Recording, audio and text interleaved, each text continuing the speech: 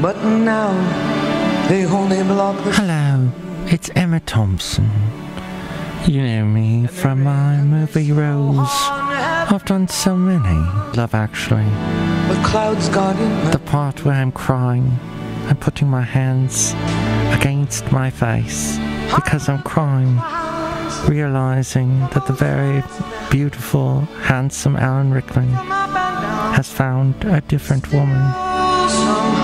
And I'm crying. My face is red. I deserved an Oscar for that, don't you think? And I think podcasters that do it independently and that aren't part of a huge Fortune 500 monstrosity, I think those independent podcasters need your ears.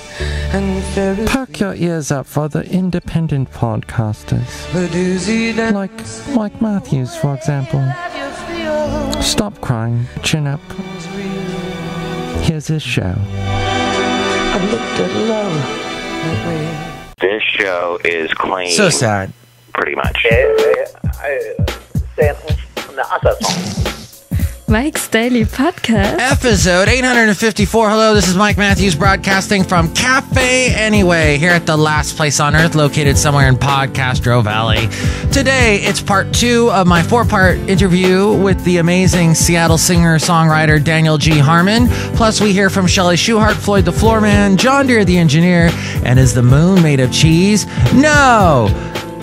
That sucks. Mike's Daily Podcast. It's made of molten hot magma. We find out more with any luck. Mike's Daily Podcast. So I moved to the Bay Area over 5 years ago, and by now I have some definite opinions about San Francisco, and that is there are lots of things that the city has let go, like common sense and sanity and respect for people. It is so dirty, and like we heard from my recent guest Kai Alfred Hillig, Mike's Daily Podcast. you get accosted by the homeless. Look, I don't dance a jig. Mike's I don't work for Twitter Daily and Google. Don't yell at me Podcast. to give you money. Here's a little tip. Move out of this enabling city that helps you get the drugs you're addicted to and find a cheaper place that gives you a healthy lifestyle away from the dirt and the grime and the urine on the sidewalks. Yes, this town is wonderful. It has its art and a beautiful multicultural atmosphere. And I will always love all that and the amazing landmarks like the Golden Gate Bridge and Coit Tower, the Presidio, the beauty of the fog rolling over the hills. But this town is teetering on the edge of chaos. Plus, I could never afford to live here in San Francisco. Therefore, I choose to make my home across the bay, in the East Bay, where people seem a little more sane, and there is Podcastro Valley. Look who just walked in. Hello, Mike Matthews. It's Chely Shoehart, gift shop supervisor. I would love to live in San Francisco with that guy from 50 Shades of Grey who's really rich and would tie me up and make me do weird things. No, Chely, don't bite that apple. Oh my God, Mike Matthews, you made it sound like I was Snow White. Thank you. You're welcome. Look who else just walked in. Hello, Mike. This is Floyd the Floorman. And this is John Deere the engineer. Yes, Mike. San Francisco seems to be overpriced. Yeah, for sure. I don't know. But you could work for Google and all those other companies because you're smart and you're an engineer and you created a time machine. Which I don't allow anyone to use anymore. Yes, because it upset the time-space continuum too much. Yeah, something like that. You know, and I would also like to say that I'm so thankful to Anne Hathaway for naming herself after Shakespeare's wife, and then also for jumping on a wrecking ball and doing her little lip sync thing, because it broke the internet, got so many views on YouTube. She's so lovely with her amazing lips and bod. And then Jimmy Fallon also helped, do the whole lip syncy thing with that contest he does on his show. So it's brought back the lip sync contest, which reminds me that back in my teen years, I used to do a lip sync contest at the Ventura County Fair, which I never won, but came close to. One year I did the song by Bruce Springsteen, I'm going down, down, down, down. And then the other year I did Boston, can't you say you believe in me? And that was, I won, I think, these plastic guitars that I hung on my wall. Sort of a badge of honor. Mike, that's amazing you admitted to all that. I did just admit to all that. Crazy. So that's something, the lip syncing is coming back, and it's great watching these famous celebrities do that, let their hair down, and the songs they pick. It's kind of neat to see what they find, like Paul Rudd being a huge fan of Tina Turner's You Better Be Good to Me, and doing a great version of that lip syncing. But I think my lip syncing ears have sunk. Oh, Mike, that was a play on words! Yeah. But this show, we are actually going to have a singer, Daniel G. Harmon. He was on the last show, and Madame Rutabaga was so taken by him, she wanted him to play for I'm lost in pronouns. And she said that she would pay him handsomely, which grossed us all out because we knew what she was going to pay him with. Then we found out that, Ted Cruz and Rand Paul are running for president. And we were saying Rand Cruiser because that's what the Disgruntled Fiddle Player wants to happen, for them to both be on the same ticket, and that would be their, abbreviated name, Rand Cruiser. And then they get sued by Jeep. But Ted has been called by you guys. What did you call him, John Deere the engineer? I call him Ted Hypocrite Cruz. And why is that? Because he voted to repeal Obamacare, yet he himself has Obamacare. Wow, that is a bit of a contradiction. Mike, that guy's a scary wacko! All right, let's not get into politics on today's show. But you could also call him Hippo Ted. No, wait, that doesn't work. Or Hippo Cruz. Ted Hippo Cruz? Mike, I think you're done. I came in like a wrecking ball. Ah! John Deere, I thought that wrecking ball was securely fastened to the ceiling of Cafe anyway. Yeah, well, it supports a normal man's weight. Maybe you gained a few pounds. Yeah, well, maybe you did. I need to lay off the mochas. So the moon is not made of cheese. Scientists have long believed that the moon formed from debris created when a Mars-sized object crashed into Earth about 4.5 billion years ago. But there's one very big problem with this so-called giant impact hypothesis, according to the Huffington Post, and that is, if the moon indeed formed from the collision between Earth and another object, why is the moon a near chemical match to our planet? Shouldn't it contain chemically distant remnants of that other object too? Finally, a new study has found what previously scientists believed, that the likelihood that Earth and its impactor had similar makeups was only around 1%, but the new research ups that odds to 20 to 40%. For the research, the team analyzed data from the computer simulations of 40 artificial solar systems to examine how often planets are similar to big objects that hit them. It turned out that since many planets and their impactors form at similar distances from the sun, they had similar compositions, similar enough to account for the resemblances found between Earth and the moon. On average, they say, impactors are similar to the planets they impact compared with different planets in the same system. Our study was the first to reconsider this issue, now exploring it with larger data and a wide range of models. So the Earth was impacted by another Earth, basically. So that means that we killed off another planet by making our planet. And I thought I had my quota of guilt already today. But what do you think about all this? Email me, mikesdailypodcast@gmail.com. We read your comments on the section emails from email. Also email me there if you'd like to be a guest on the show, or if you'd like to sponsor the show, mikesdailypodcast@gmail.com. We also have the website, mikesdailypodcast.com, with links to where to listen to the show in iTunes. You can subscribe to the show there. Comment on the show and rate the show there. If you do that, more people find out about us. We don't languish in obscurity like Emma Thompson was talking about at the beginning of the show. That little opener made me cry. You can also hear us on YouTube, SoundCloud, TuneIn, Stitcher, Podomatic, Mixcloud, Spreaker, Player FM, Ameristream, and I am on the Connecticut radio station called Wolverine Radio weekday mornings. You can catch that on the internet. and that's from 6 a.m. to 10 a.m. Eastern Time. There's a link to where to find that at mikesdailypodcast.com. Also, the country radio station that I am on weekends, and actually I'm going to be on it tomorrow as well from 10 a.m. to 3 p.m. Eastern Time.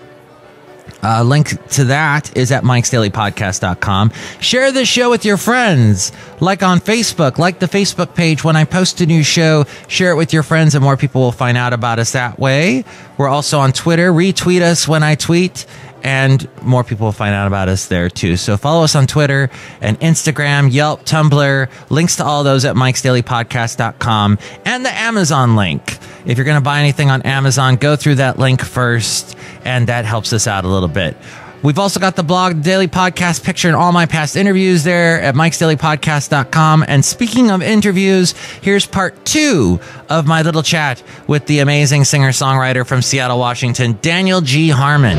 Into an interview. Cool, thank you. We're speaking Thanks, with man. Daniel G. Harmon, not to be confused with Dan Hartman, who did I Can Dream About You. That's the song. If I Can't Hold You Tonight.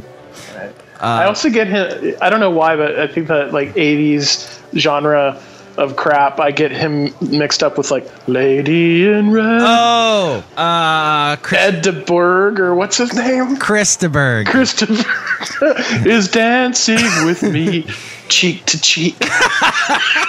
That could very easily be Dan Hartman for all I know. Christaberg did Don't Pay the Ferryman. Don't let him. You went into some deep cuts there, Mike. Actually, that was his first hit. That was sort of like it actually got played on album rock stations. And then all of a sudden in the mid 80s, he releases this Lady in Red song that, of course, is a big adult contemporary hit. And sappy. I just remember I had a bunch of uncles. My dad has like 4 brothers, and they all got married around the same time, like in the late 80s, early 90s. And that song was played at every one of their weddings. So I think that's how Christaberg / Dan Hartman will forever live on. Wedding dances. I once talked about on this podcast about how there are 3 songs that are exactly the same. There's the Lady in Red, that one we just discussed. Eric Clapton's Wonderful Tonight. Oh, yeah. And you know that one, and she tells me softly, do you feel all right? And I say, yes, you look wonderful tonight. And then... That's right. So that song came out, I think, early 80s or late 70s, Eric Clapton. Christaberg in the 80s. And then in the 90s, you had... and I can't describe. There's something about the way you look tonight. The Elton John song takes my breath away. And I'm like, oh, these guys just rewrote the same song over and over. Dude, I mean, think about that whole, Blurred Lines Marvin Gaye thing. Like, that. Oh, yeah. With I think that's such. I don't know. There's nothing original. Right. And if they happen to be listening to whatever and smoking a doobie and then we're like wrote a thing, like I don't think that people are truly evil and think that they're going to get away with like that, Right. Like it's just accidental that stuff that we heard once when we were 7 pops out.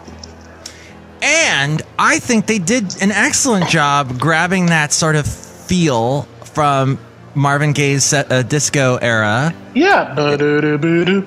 Yeah, and they did something different, and they threw beautiful naked women in there. It was great. Hey, you can't complain about that. It was a wonderful tune. For what it was great. But what did you think of Pharrell's Happy? I think Pharrell's solo stuff sucks. Like, he's not a very good songwriter, and NERD was garbage, but like everything that he ever produced is amazing. Yeah. So this was like the first time I'd ever really heard him do anything that wasn't garbage, and I think that was a great pop song. The Happy? Oh yeah, and it hit like people lost their minds over it. I think it's just a perfect example of a song that could have come out 3 months prior or a year later and wouldn't have had the same effect. It was just all timing. Yeah, and it was all part of that movie with the minions of Despicable Me. Right. Despicable Me, right? Too. Yeah. Yeah. Well, speaking of great producers, your album it was produced by Brandon Eggleston. Yeah. Of Modest Mouse and Josh Ritter. Yeah. How did that come about? He actually mixed the last Trouble Starts record. So he lived in Seattle for a while. He went to school up here, and the Trouble Starts bass player, my buddy Kenny, went to school with him, and they became friends. And he produced one of Kenny's old band's records. And for some reason, he heard about my music and liked it. And when we recorded the last Trouble Starts record, I kind of become email friends with him, and either Kenny or I reached out and was like, hey, would you be interested in mixing it? And he's like, yep. And he just gave us a really good deal, like total bro rate. And then we became friends. And then when I decided to make a solo record, I was like, I got to do it outside of Seattle. I got to get away. And it was just the natural choice. And it was amazing that it actually ended up happening, because Brandon's so busy. Like he's on tour right now with the Mountain Goats, or Swans, and he was doing the Modest Mouse record and the Dandy Warhols at the same time. So for the three of us to be able to get down there and do it was pretty miraculous that it actually lined up. But it was great. It was I always I always only work with producers and engineers that I love as people. Because there's no point in wasting a week or two or a month of your life holed up in a studio with someone that you can't see eye to eye with personally. True. And so Brandon and I had become friends prior to it, and then became even greater friends making the record. Like, he's a true, I don't know, he's just such a sweet guy and has such a good ear for what my music needs, that it was just a no-brainer, and it worked out great. Oh, wow, that's great. And that's a great philosophy to have, that you can spend time with him and he gets the good stuff out of your music and puts it on tape. I don't know what I'm saying. I think so many people just go to,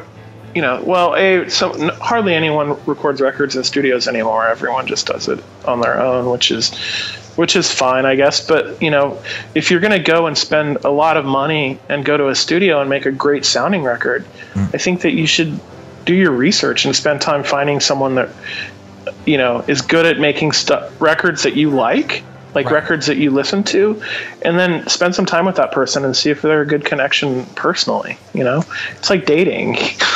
You don't want to spend, like I said, you don't want to spend a month of your life with a person, 18 hours a day if you guys don't like each other. Exactly. Yes. So that's okay. Something I should have thought of before I got married. Last marriage. 1 whole month, 18 hours a day. Getting married, it's sort of like finding a producer for your album. That's right. But Wise Words by Daniel G. Harmon. Daniel G. Harmon, you also have this great song called Elkland off of White Mountains that I love and I want to play right now. And that song, thank you. That song is actually kind of embodies the theme of the record more than anything, I think. And it builds and builds and it flourishes and it sweeps you up. Thank you. Yeah. That's the stuff I like doing, big crescendos and a lot of dynamics. So we were able to pull it off. And then so inspired by your White Mountains theme, anything else in particular got you going writing the song? That song kind of started, we were practicing, and Bill, my buddy who plays keyboards with me, was just dicking around and came up with this swelling keyboard part, and I just started playing guitar over it, and then it was born. It's one of those things where some songs you just kind of struggle with for years, and some of them just come alive instantly, and that one happened pretty quickly, and I went home and wrote the lyrics for it. Wow. See, I would have thought the opposite about this song. It sounds like it's got so much layering and stuff. Well, once we brought Colin in, my friend who played drums on it, that kind of drove the rest of the structure of it, because it's long and meandering and kind of leans more towards my older stuff that I used to do. So I feel comfortable in that zone. So once I get locked into an idea for a song, I figure out I think it's going to head this direction, and then it kind of evolves pretty quickly, especially when you have two dudes that are way better musicians than you'll ever be. You give them any sort of nugget and they run with it. Well, I want to play this song because it's awesome and because I have a podcast that allows me to do such things. Thanks, Mike. It's Daniel G. Harmon with Elkland from the album White Mountains, which comes out today because I'm going to play this part in the future on Thursday. The magic of the internet. April 9th. And here it is on Mike's Daily Podcast. Thanks, buddy.